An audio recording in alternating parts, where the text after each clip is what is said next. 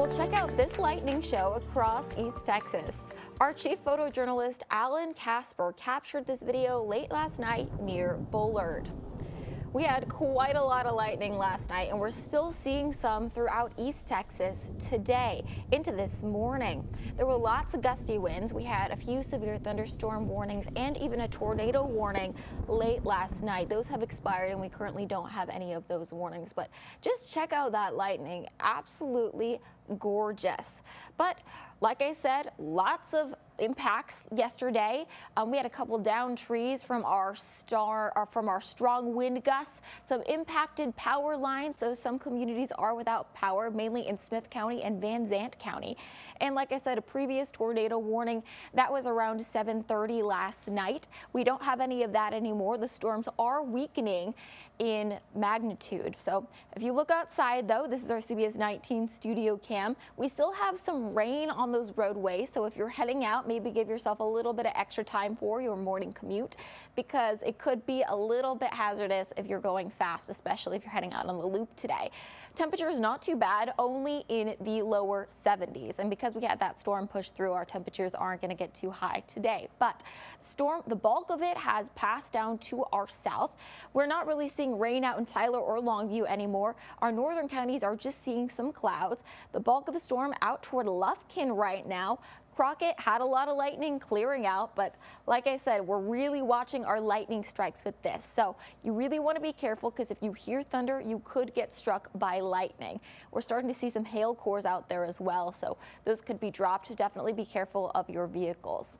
Taking a look at our future cast, that will continue to move out to the south throughout the rest of today. We might have a couple of pops that are along the I-20, but by the time we get to this morning, around the morning commute, the bulk of the storms will be out toward Nacogdoches, Lufkin, Crockett, and Groveton. And then those will really continue out south of our area by the time we get to lunchtime today, and those will continue out, but we might have a couple of small isolated pop-ups across our area through this afternoon. Linden, Jefferson, Longview getting a couple of small pop-ups. By the time we get to late tonight, we should clear out and just have winds coming out of the north. The reason for all of these storms is because of a cold front that pushed through our area, and that whipped up all of our moisture and really created those storms. So here's a look at our water vapor imagery. We can really see where the cold front is on this. Everywhere that's in this white and pink and blue, that's very humid air. Behind it, that dryness. So as we have that humid air being pushed through by the cold front, we're seeing the storms. But once it pushes through, we're going to be left with that dry air, which means it's going to be dry for the rest of the week. So about a 60% chance today, but then nice and dry for the remainder of the work week. But those storms that came through are going to keep us from getting too warm. We're topping out in the mid 80s across East Texas today. Jacksonville up to 83, same in Longview, Linden, and Jefferson. Emory up to 84 today. Watch out for a couple of gusty winds, though.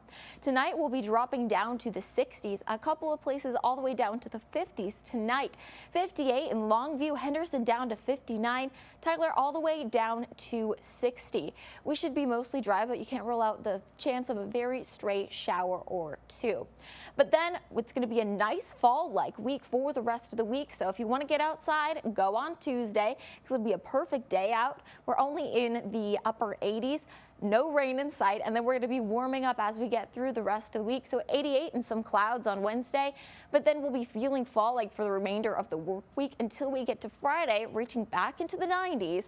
And then this weekend, as we get to 91 on Saturday and Sunday, but we will be staying dry with no chance of rain in the forecast.